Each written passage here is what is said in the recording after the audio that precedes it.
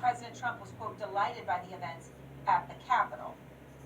Now, of course, there's the proof of everyone who's around him, who's spoken to every reporter, who have all said the same thing, which is that he did enjoy it, and that he was delighted by it.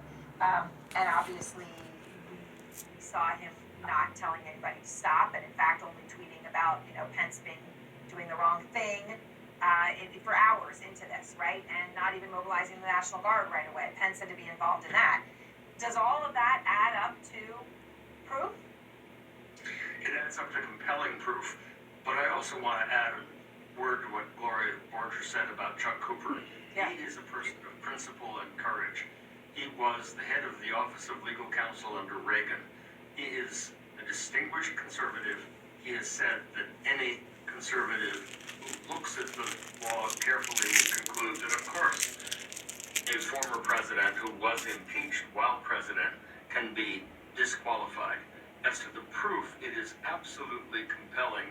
And when the nation watches in chilling detail how the president exulted in the mob that crushed and killed cops and that threatened to take the life of the vice president and that threatened to assassinate the Speaker of the House, I think the country's opinion will solidify against the President of the United States, at least the guy who was president, when he violated his oath and committed what amounts to treason.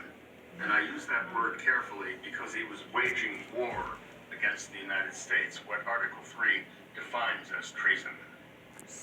But I'm here to tell y'all, ain't nothing gonna happen. Nothing's gonna happen because, like I said, there is.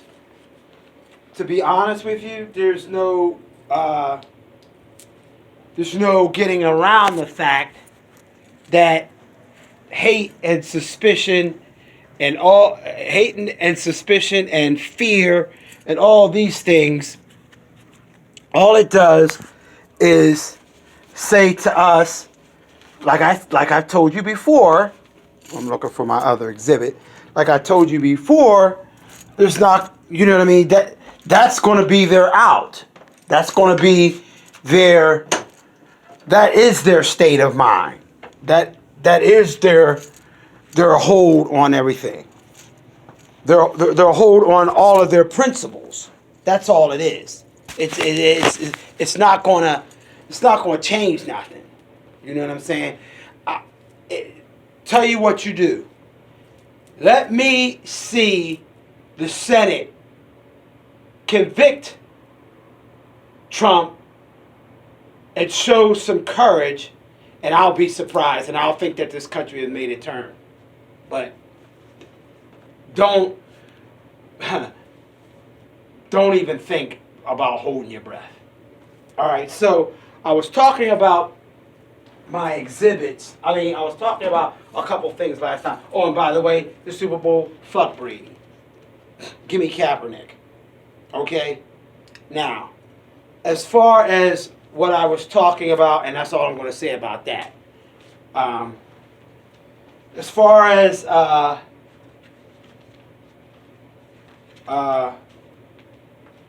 I was talking about yesterday, see? There you go. Right there. Okay. And let me get my reading glasses.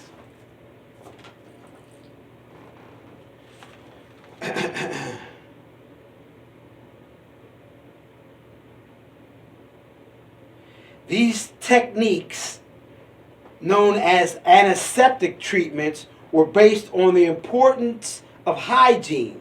The knowledge of bacteria did not yet exist. Sadly, Dalton writes that most American doctors resisted the evidence. I don't know, that sounds familiar. For example, after the war, Dr. Henry Jacob Bigelow, head surgeon of the Massachusetts General Hospital, banned antisepsis and declared its medical hocus pocus. Okay? This was the same hospital where the first operation under ether was performed. a very different turn from their innovative push only 20 years before. So, yeah.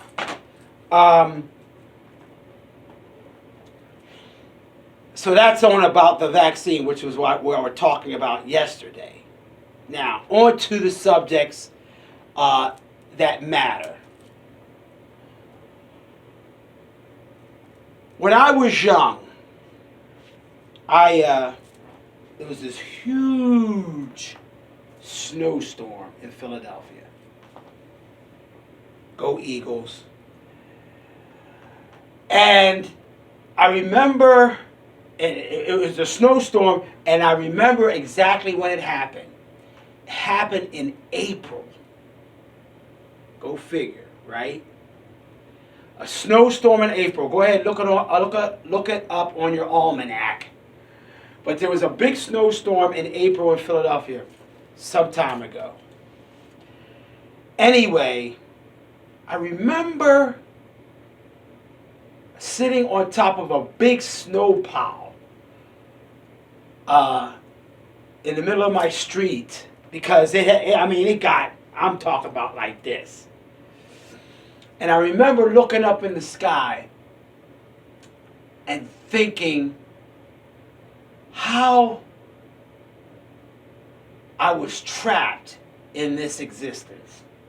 I had felt like something had dropped me off, and I had, you know what I mean, I'm trapped here. Now, what does this have to do with the all of what's going on? Bear with me. Have patience. Now, when I was young, very spiritual. I've always been spiritual. Very spiritual thoughts ran through my head about Christ. I got close with Christ. I understood Christ. I understood what he was getting at.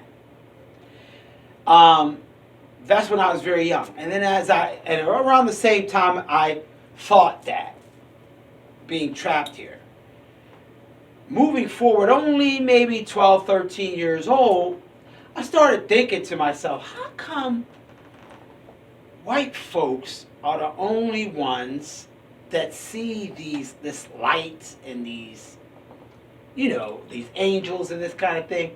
It's like, only white people see these things. Did that ever occur to you? Even white folks, did that ever occur to you? Like, how many black folks have you seen an angel or seen that light at the end of the tunnel? I mean, they're starting to show maybe one or two black folks now, and I'm I'm skeptical on all of that. I'm going to tell you the reason why. And this is not to get metaphysical on, because on our videos we don't play that. I don't like metaphysics. I like to deal with the whole cold hard facts and the cold hard reality of our issues. And the reason why white folks see these things, even the concept of an angel, even a black angel, that's a white thing. It is perception. Perception and understanding. Right? We, as black people, our ancestry doesn't lend itself to being, told by somebody that, a child is going to come and bring us the truth. Why we still pack these churches that tell us this is beyond me, right? I'm not sure why. I don't understand why. Okay? But we do. And to our detriment. As a matter of fact, to our degradation, in my opinion. I think that's what I mean. I don't think that black people should see their spirituality the same as white folk. I don't think that we should see the same thing as any Muslims either. Right? I think that it's I don't know why I took my I think it should be based upon more cold, hard truth that Bodha Haram, a Zen teacher, put it this way. The fourth practice in the Dharma, or Harma, is the truth that all natures are pure. By this truth, all appearances are empty. Defilement and attachment, subject and object, don't exist. The sutra says the Dharma includes no being because it's free from the impurities of being. Now that's just straight, that's straight heavy. That's straight hard. That's straight hard to digest, considering that we've been told that we have to look up to something. That we have to look up to something above us to find the answers to who we are, to our lives. Back to now, or I should say, back to what we were watching on CNN there. When you think, if you think that bad things happen to good people, or if you think that good is going to happen on your timeline, you're not ready for that. You're not ready for this. You're not ready for, BAM! This. Because you're not grown up enough to understand that evil doesn't come out of a blast. It creeps and grows and festers and stews, and like anything else, it takes time. Jordan said he practiced throwing 3 throws all day and all night. And then when you see it happen out on a basketball court, you think what he did was a miracle. Right? But if you really look at reality, things take time to grow. Your strength of your understanding of your mind takes time to grow. The strength of you understanding that karma isn't something that happens just because somebody done something bad to you. Not to get metaphysics, but even if you don't believe in reincarnation, think about the times that you sat there and said, I wish that mother. How many times have you done that? You got to answer for your thoughts. They're more powerful than your deeds. Because your thoughts mandate what you do next. Okay? Understand these kind of things. Let this be your angel. Let these be your wings. Your thoughts. Let them float high. And if you are skeptical enough, if you're strong with assessing your own thoughts enough,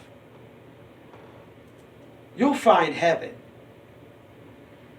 Christ put it greatly, and I think they sleep this. He said, if a man tells you that heaven is here or there, don't believe him, because the kingdom of heaven is within you.